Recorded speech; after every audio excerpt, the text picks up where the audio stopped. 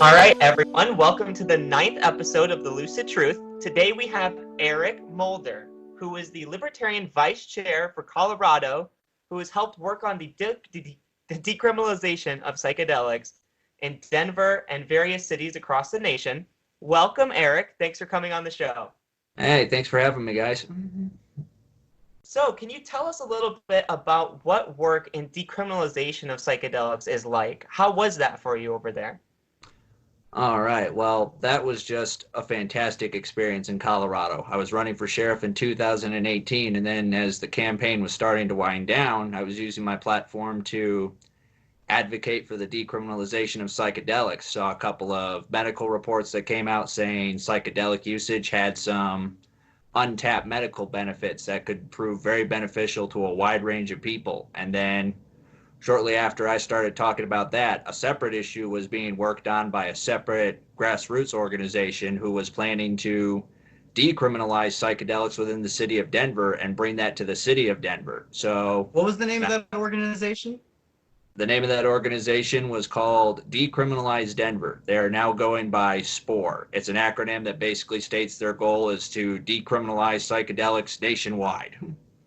Oh, that is awesome. Wow. So they're working on a national case for what they've already done in Denver.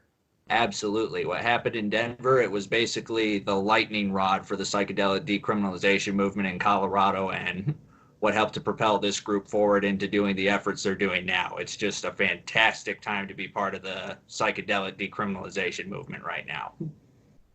That is amazing. So is there a reason that Denver was selected to be the first city that was used as a test case for decriminalization? Ultimately, what I believe the reason Denver was chosen for as the first city was that it was kind of a testing the waters type scenario to see where if this could be brought forward and decriminalized in the city of Denver, then perhaps it could be a more viable thing to pursue at an even greater level, such as perhaps at the state and around the country and various other places. And Denver was chosen because it was kind of the bedrock where the decriminalization and eventual legalization of cannabis got started in Colorado. The movement got started there, so they figured it started in Denver with cannabis. We can probably start it in Denver with psilocybin. Wow, that's amazing. So in Denver, you also had a few other libertarian runnings when you ran for sheriff. Can you tell us about that? All right, absolutely. So while I was running for sheriff, I ran on a platform of a wide variety of issues that not only appeal to libertarians, but also appeal to people who are either unaffiliated voters or sometimes traditionally associated with left-leaning type ideologies such as progressivism, liberalism, that sort of thing. I was running on a platform of getting police back to their initial function. In other words, that demilitarization approach, ending our involvement in the 1033 program, which was the federal program that gives military hardware to police and sheriff's departments across the country. And as a veteran of the Army myself, that's very much something I would like to oppose. And that message resonated with a lot of people who felt that sheriff's races were not worth paying much attention to and not worth asking too many questions about. So I was able to bring that issue forward, and I was the only candidate in a three-person race who was talking about this issue, and that resonated with a lot of people. So in terms of taking that to psychedelics, I was also using my platform opposing the war on drugs, running for sheriff on that, stating how psychedelic usage does have legitimate medical properties. It has helped a lot of people who can't get help from typical pharmaceutical type medicines, and the fact that we've criminalized it and made it illegal for people to use in this country was absurd. And I was using my platform running for office saying, this is why this isn't working so good, and this is why we probably need to take a different approach with that. Nice. So I think that that's really interesting. The amount of power that a sheriff actually has, you actually would have the power to stop most victimless crimes from being enforced and to push the feds back. So why do you think that libertarians or even left-leaning people or Republicans aren't really trying to get to that office and use its power? I think there's a lot of misunderstandings with running for sheriff, and the office of sheriff varies widely in different states and in different jurisdictions. Like, for example, in some places you have to have what's called post-certification, peace officer selection and training certification, which is the testing that law enforcement officers and sheriff's deputies have to undergo in various states in order to have the legal authority to carry a badge, carry a firearm, and arrest people. In some places, that is a genuine requirement you have to run for sheriff. But in other jurisdictions, such as mine, the office only requires that you meet certain eligibility requirements like any other county office. Like in my county, it's 18 years of age or older, having a high school or GED, and being able to pass a criminal background check. So the office of sheriff really varies depending on where you're at in terms of who can and cannot run for it. And then in terms of what a sheriff can actually do with their office and the discretionary powers they have, it all just comes down to having an understanding of how other political figures talk about the office of sheriff and how they understood it. Like, for example, finding out about prosecutorial discretion, i.e. the ability to exercise the discretion over what items and issues are going to be prioritized. I found out about that from listening to attorney general candidates on their own campaign trail. And I look to the example of former Colorado Sheriff Bill Masters out in San Miguel County. Bill Masters wrote an entire book on his approach to the war on drugs. And it was called, I'm trying to remember, the name of the book escapes me, but he's a sheriff out in Colorado. He was We'll put a link in the description. Excellent. Yep.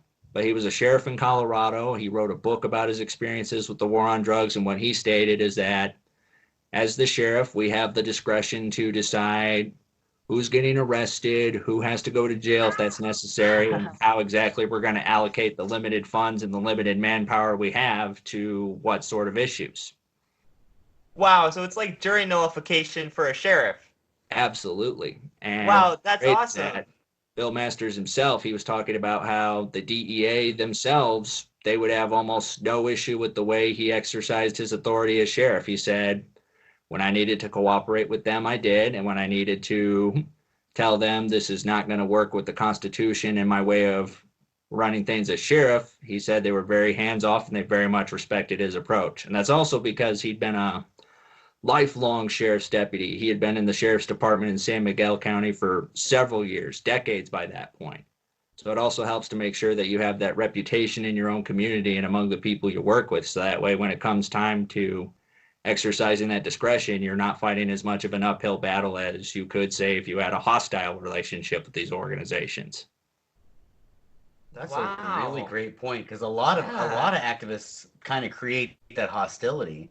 I'm trying not to name names, but I'm thinking of particular examples where people have definitely made enemies with the federal government, which I don't think is necessarily a bad thing, but I think that you need both kinds of people. The idealist to say, you know, this is right, this is the way we need to be, and then the pragmatist that's going to be able to get things done without creating as many waves. Right. Oh, absolutely. That's interesting about the sheriff. Mm-hmm. Is it more bipartisan? Like, is it more to where it doesn't matter what party you run, do you think? More likely an independent could win that kind of race? I would definitely say being an independent would certainly help people in that regard. In fact, what happened in the race that I was running, the incumbent was a registered Republican in a county that has been turning blue for the better part of several years. And the incumbent very much tried to play up his nonpartisan aspect, but what my campaign brought up was that this quote-unquote nonpartisan incumbent was endorsing candidates solely from his own party, publicly supporting and trying to get elected people solely from his own party, to which it's like, you can't really say you're a nonpartisan sheriff if you're registered with a political party, running under that party's label, and using your office and title to endorse and support these candidates. And a lot of, you know what, this libertarian has a good point. And the outcome was that this incumbent is no longer sheriff. Wow. Yeah, fair enough. Who won? The person who won was the Democratic candidate who was challenging him, which was interesting because 4 years prior, it was the exact same Republican, the exact same Democrat, and the vote totals were almost perfectly reversed. So this year was almost a completely perfect 180 on what happened, and that had a lot to do with the shifting demographics in the county and basically bringing attention to a lot of issues that aren't brought attention to during the sheriff's race very often. Like, especially where I live at, we have a ICE detention center in my hometown, and ICE has gotten in trouble a couple of times in my community. And the incumbent sheriff, in fact, had been in trouble with some improper jailings. They were holding a person on the request of ICE, and ICE did not use a proper judicial warrant that was signed by a judge. And a Colorado state judge, a county judge, if I remember correctly, ruled that this person was being detained unlawfully because they were being detained on the request of a federal agency who did not have a warrant signed by a judge. They had what was called an administrative warrant, which is basically a piece of paper signed by an agency official who isn't a judge, who doesn't have any legal jurisdiction or any sort of lawful authority to do these things. And what the ACLU is doing is they're suing a lot of these unlawful detentions, stating that these are not considered constitutional. These are violating people's Fourth Amendment's rights to due process because they're being held unlawfully. And they were able to actually sue my county jail for about $30,000 because they held this person for 3 days, and a judge charged them $10,000 a day this person was held. And then when I brought this up in front of the incumbent, he had to concede my point. He said, yes, the Supreme Court has ruled that an ICE detainer not signed by a judge is unconstitutional, and they have not done that since. Wow. That's awesome. Wow. Nice. Perfect. And that was probably my favorite aspect of running as a libertarian for sheriff, was that I got to use the Constitution both to defend the right to possess firearms and to also challenge federal agencies who overstep their bounds and overstep their jurisdiction and try to trample on local authority. That's amazing. So which was a harder battle? Was it harder to fight the federal government in this, or the doppelganger I heard about that you ran against?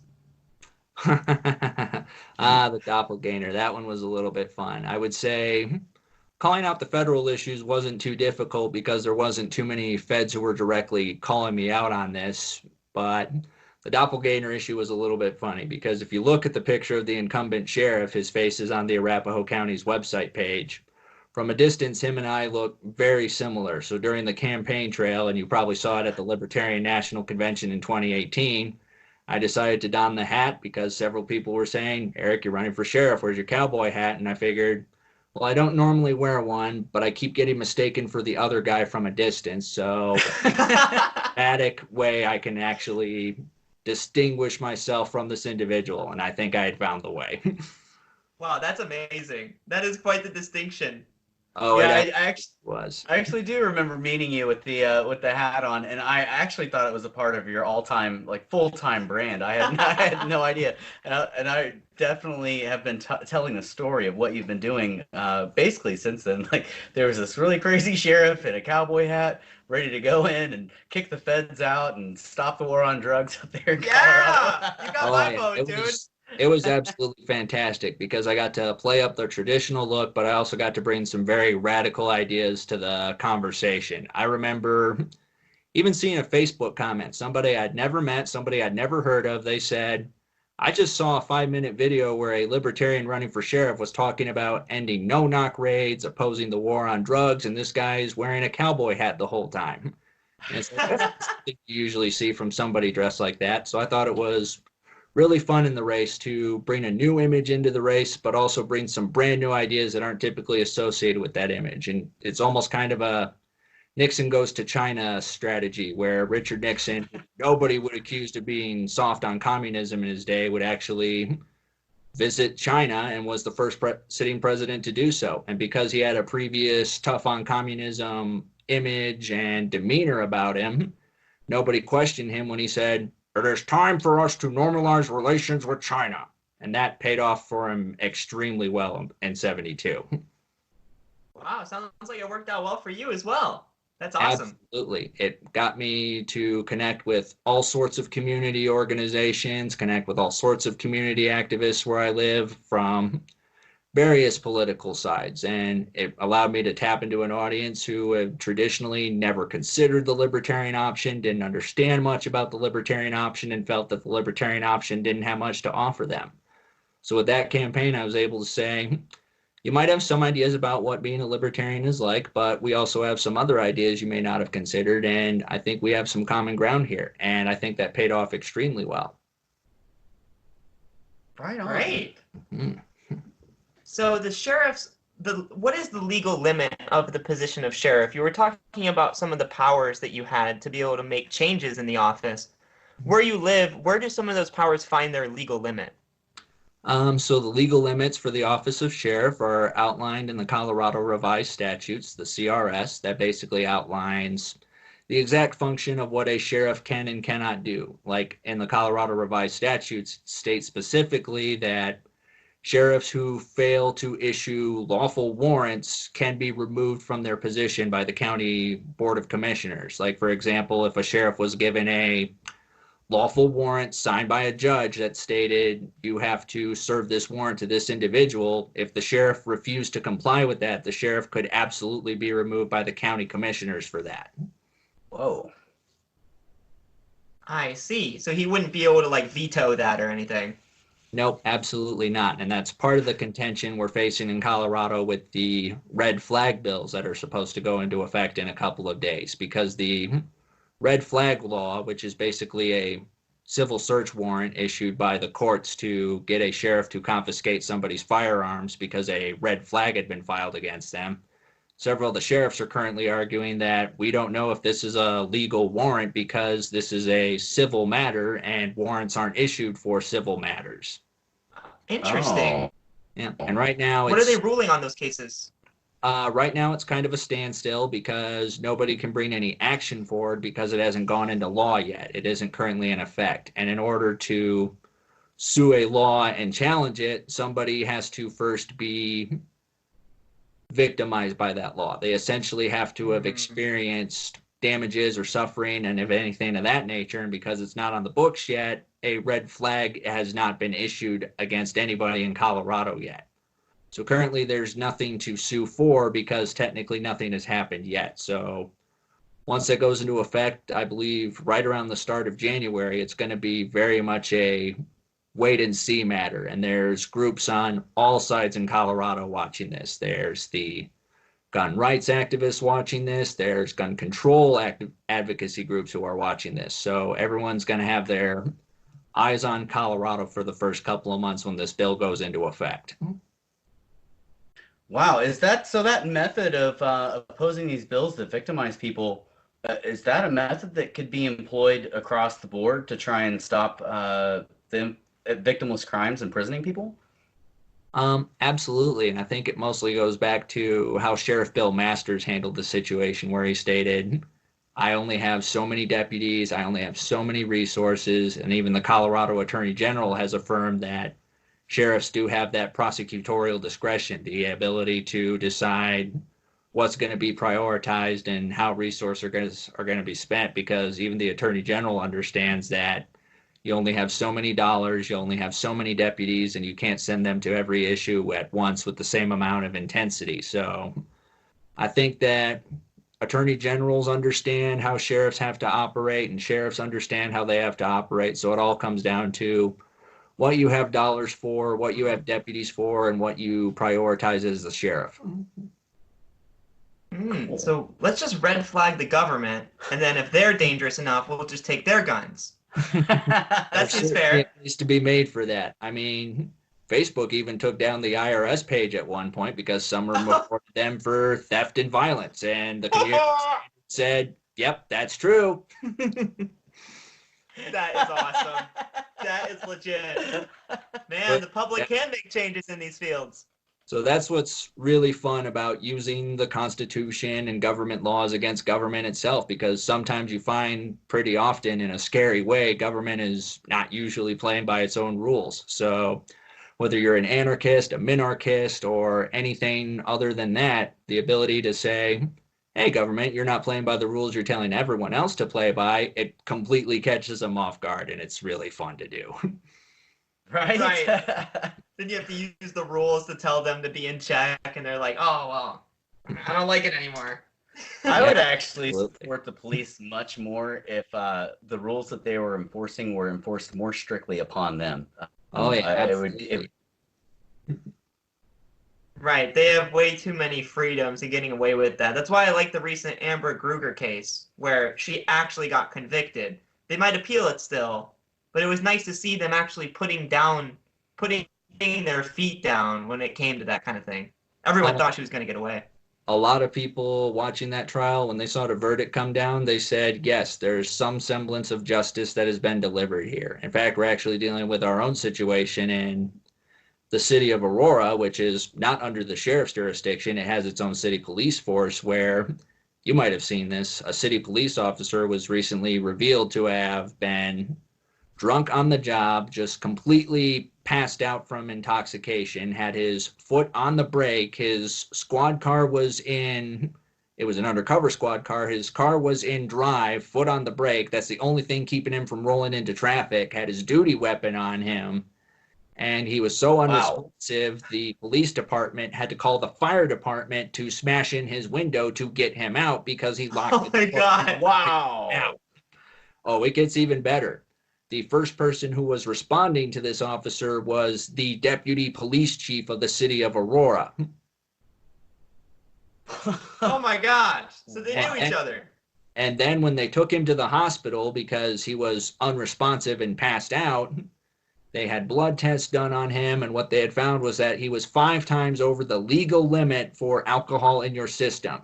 He had gone home on duty, drank vodka, in his own words from an internal investigation report, drank vodka and went back to work. And the reaction to when this became public was just absolutely intense. People who were thin blue liners were outraged. People who are civil rights advocates were outraged.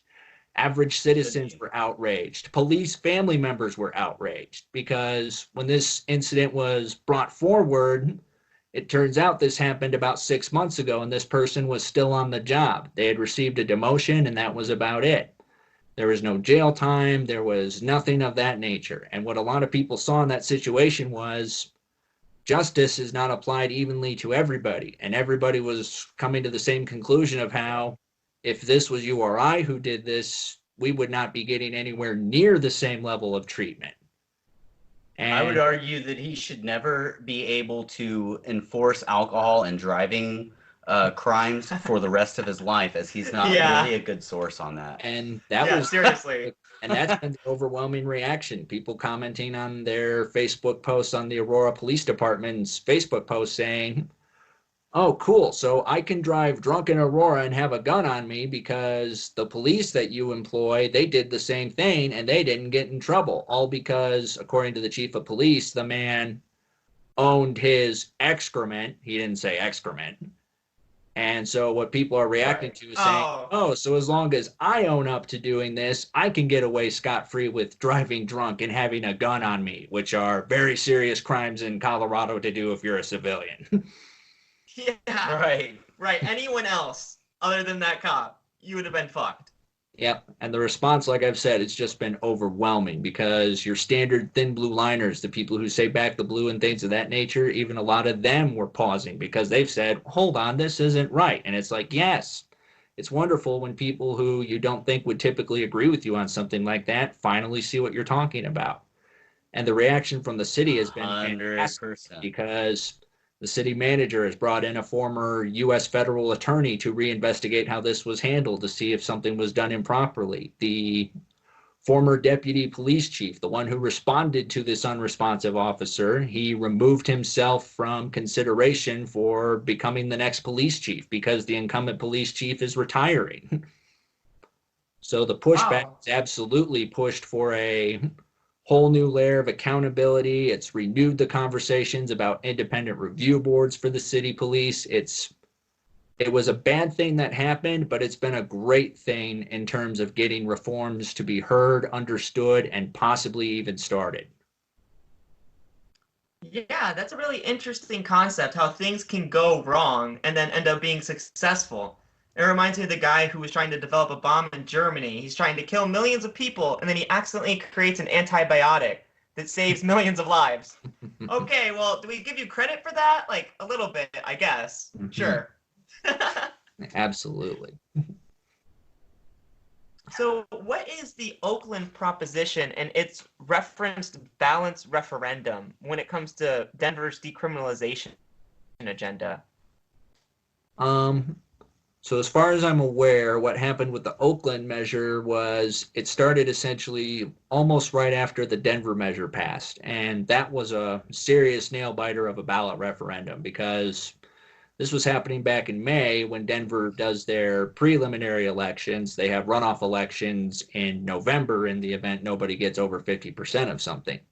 And initially, the newspapers all across the country, because they were paying attention to this process, they were initially calling it as, 301, which was the measure to decriminalize psilocybin in Denver, had failed because they're saying it's about 46% yes and the rest of it was no. So it was just barely losing. But the activists, they kept holding on and they said, wait until every single vote is counted. And it is a good thing that they said that because as the votes were pouring in at the last minute at about like into the early hours of the next morning, almost like 2 or 3 in the morning, they've said, wait a minute, this hasn't been defeated. This is passed. It just barely passed by about 50.6% of the votes. So when people counts, they're not joking because those last minute votes are what absolutely brought this to fruition and made it pass.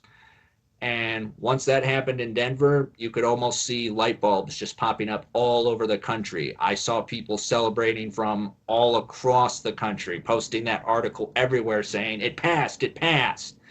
And it was from that we could see it start to almost snowball a bit. And then Oakland, very soon afterwards, the city council of Oakland passed their own decriminalization measure.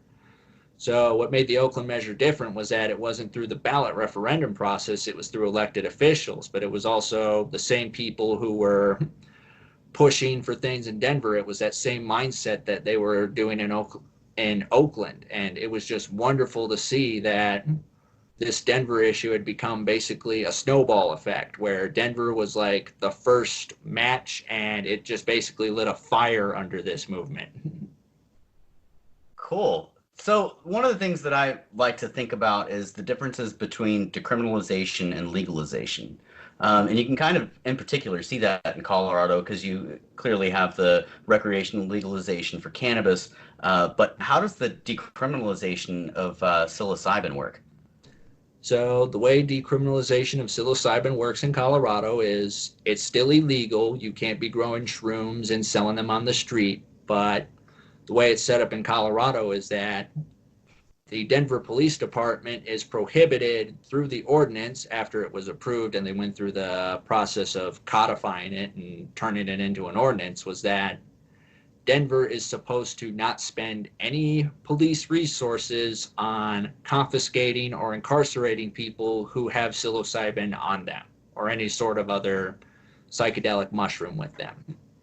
So the decriminalization aspect of Denver, it's a little bit reserved in terms of what it actually does, but the important thing was that it was basically a first step measure. Like, this is how we first break through on this. Before we can get to the point of making it a commercially accessible and commercially legally available product, we have to try to get it into the mindset of we don't have to bust people for having these things. We don't have to throw them in jail and ruin their life over this. And we see stuff like that with the legalization aspects, where the legalization aspect is let's get it taxed, let's get it licensed, let's get it legalized and things of that nature. But the decriminalization aspect I consider to be equally as important, if not more so, because it states forget about the taxation, forget about the licensing, forget about the regulation, forget about all of these things. Let's focus on the fact that people are getting thrown in jail for essentially having nature with them. They have fungus on them. They have a plant. Right. This is just literally stuff that the ancient people used as medicine for the longest time. And to throw somebody in jail for that is just absurd.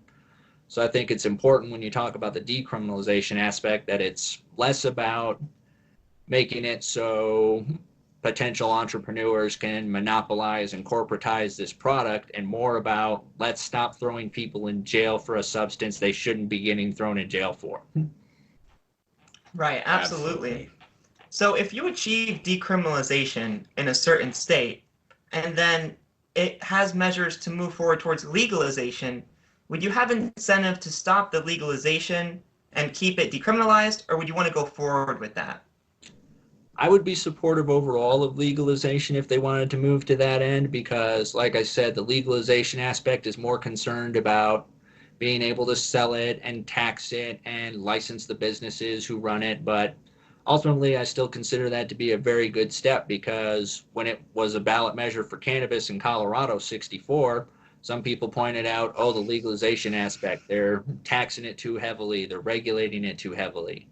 And there are certainly some issues that we're still dealing with on that. But overall, I would say when you measure the costs and the benefits, you ultimately have a much greater net benefit from legalization than not having it legal at all. Because with legalization, you can actually say, yes, I can buy this in a store. I can go down to any shop in my neighborhood, purchase this with my credit card or with my cash, walk out with it, and don't have to worry about somebody saying, hey, you can't have that. That's illegal.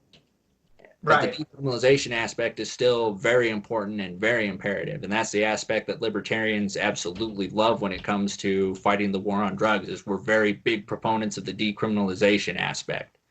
And I'm personally of the mind where it's like, I'm not going to oppose legalization if it means we get the decriminalizing elements out as well. But I also think there's other issues that have to be dealt with on the side too. Like one issue we're still dealing with the legalization of cannabis in Colorado is that there's still people who are in jail for selling it when it was not legal. And that's the next battle, saying, hey, these people are incarcerated because of a war on drugs. So if you think about it, these people are technically prisoners of war. These people are POWs, if you think about it.